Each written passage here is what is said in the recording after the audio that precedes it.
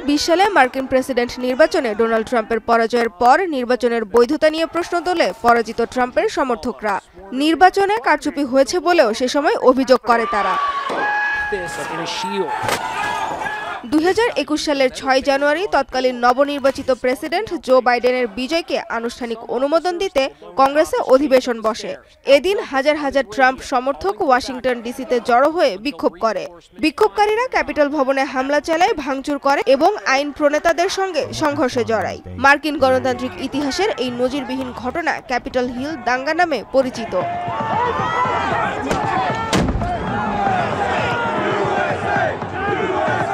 ওই হামলার দিনে ডেমোক্রেটিক ন্যাশনাল কমিটি ভবন এবং রিপাবলিকান দলের সদর দপ্তরের বাইরের বেঞ্চের নিচ থেকে দুটি পাইপ বোমা উদ্ধার করে পুলিশ। বিস্ফোরণের আগেই সেগুলোকে নিষ্ক্রিয় করা হয়।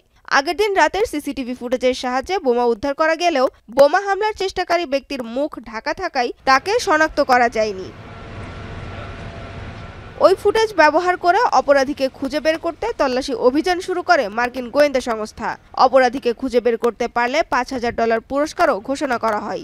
সেই ঘটনার প্রায় 5 বছর পর অবশেষে সন্দেহভাজন ওই হামলাকারীকে গ্রেপ্তার করতে সক্ষম হয়েছে যুক্তরাষ্ট্রের অভ্যন্তরীণ গোয়েন্দা ও নিরাপত্তা বিভাগ। As you all know now, early this morning, Brian Cole Jr. was arrested and charged with placing the pipe bombs at the RNC and the DNC on January 5th, 2021. He has been charged with violating 18 U.S.C. 844, which is use of an explosive device. সন্দেহভাজন অপরাধী Brian কোল junior পরিবারের সঙ্গে ভার্জিনিয়ার উডব্রিজে থাকেন। বৃহস্পতিবার ব্রায়ানের বাড়িতে অভিযান চালিয়ে তাকে গ্রেপ্তার করে পুলিশ।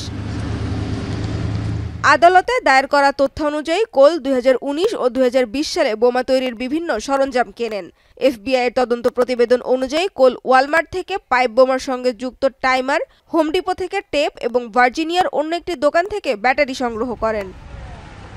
মোবাইল ফোনের লোকেশন অনুযায়ী 2021 সালের 5 জানুয়ারির সন্ধ্যা 7:39 থেকে 8:24 মধ্যে আরএনসি এবং ডিএনসি ভবনের কাছাকাছি অবস্থান করছিলেন কোল।